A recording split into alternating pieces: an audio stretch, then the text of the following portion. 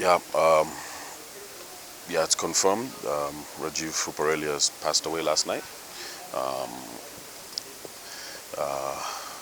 in the early hours.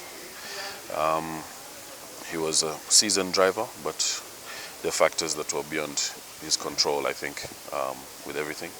I can't speak much on it as I'm not police or anything. I'm just a friend at the end of the day. I've known him since he was maybe 4 or 5 years old. So yeah, to our brother we say rest in peace, and thank you so much for being an exceptional human being, and thank you for always having the time for anybody at any level. I think that was the one thing about Rajiv. He had time for anyone at any level. I think he had friends from, you know, the top all the way down to the common man, the common working man. You know, everyone from mechanics to askaris can really call him a friend.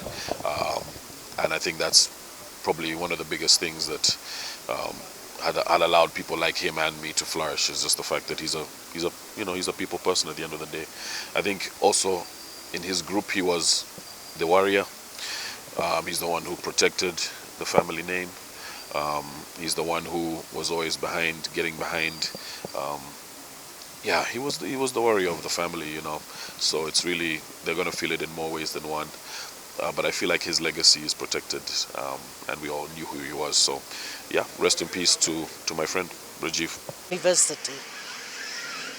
And I do not know Rajiv because he was very young when I came to this country. But I know the family very well, and we are like their spiritual mentors. And I know this family since 95. So you can imagine how young the young boy would be.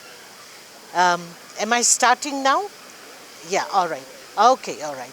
So I would just like to first say my heartfelt condolences from Sister Vedanti, the director of the Brahma Kumaris, and everybody in Africa. We are from a spiritual organization, and time and again we come here and inspire and share spiritual wisdom.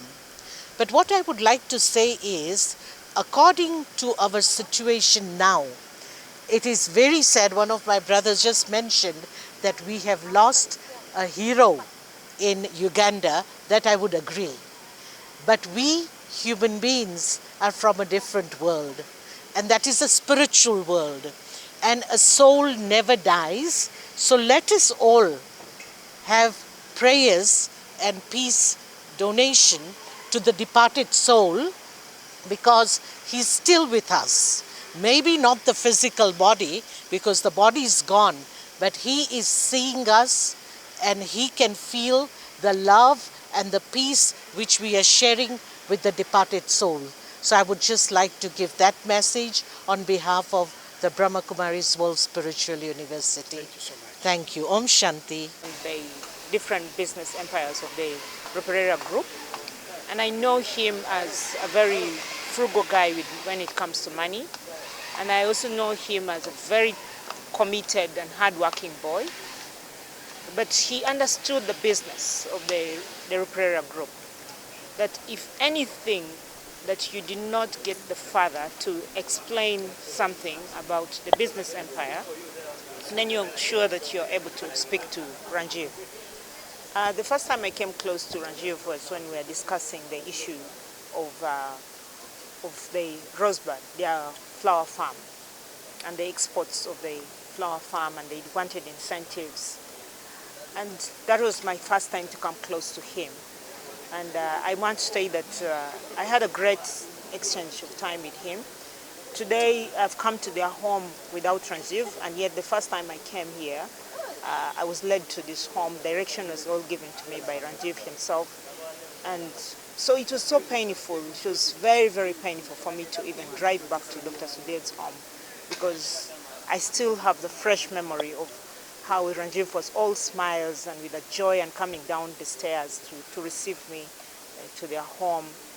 It's really a very painful thing for us. And a young man at that, it's very, very painful.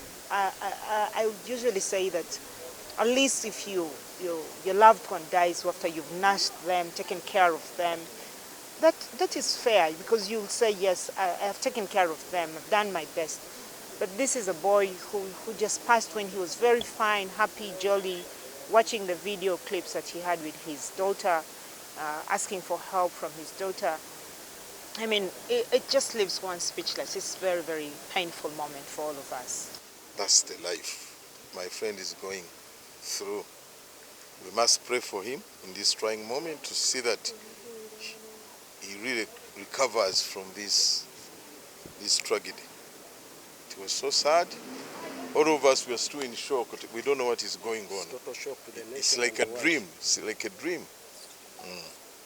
But mwondeke setegeera soke tuwumule, then mpungubage bulungi bannange muzze mu maka gano.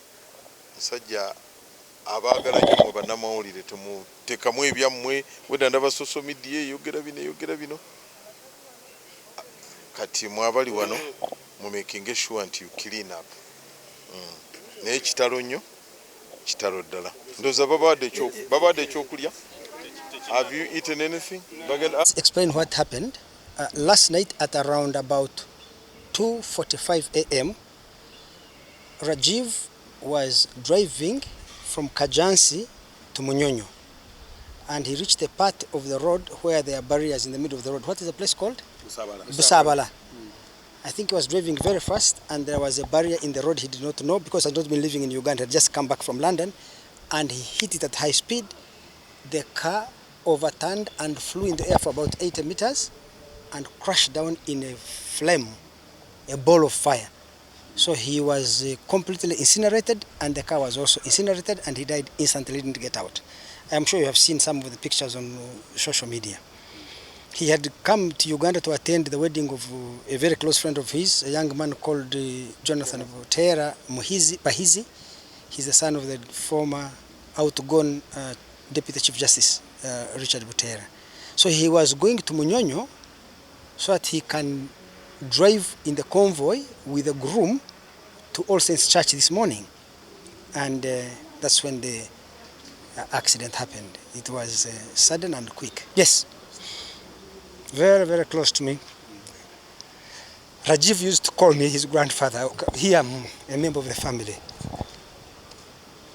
We talk all the time. All the time. Very close friend of mine, yes. Well, I could say that, you see, when a person dies, the most important question is of what value have you been to your society? And if you were to ask me, the greatest legacy that Rajiv left to this country is his contribution to the transformation of Victoria University. When he got involved in Victoria University, the university had only about 193 students. In fact, it is him who suggested to me to sit on the University Council of Victoria University. It is Rajiv who called me and gave me the CV of Lawrence, Dr. Lawrence Moganga here, saying, do you know this person and can he be the Vice Chancellor? So I read through the CV and the profile of Lawrence. Me and him agreed that this is the right person to be Vice Chancellor of the university. From the time we brought him in and the reforms we started conducting as a university, the University Council, the council has quite a number of members. The council working with Rajiv and Lawrence here, we have expanded the enrollment of the university from 193 students to now over 10,000. The university transformed from being a cash drain on Sudiri's resources into being a cash cow. It's now self-funding, it's profitable, it increased courses, increased students, multiple lecturers, campuses, space, every single thing. And Rajiv was the fount and the matrix of that process of transformation. So I feel so proud that even if Rajiv has gone, he has left a mark, because he helped create a university or a center of learning that is going to be the best university in East and Central Africa and among the best universities in the world. He laid the foundation stone for that.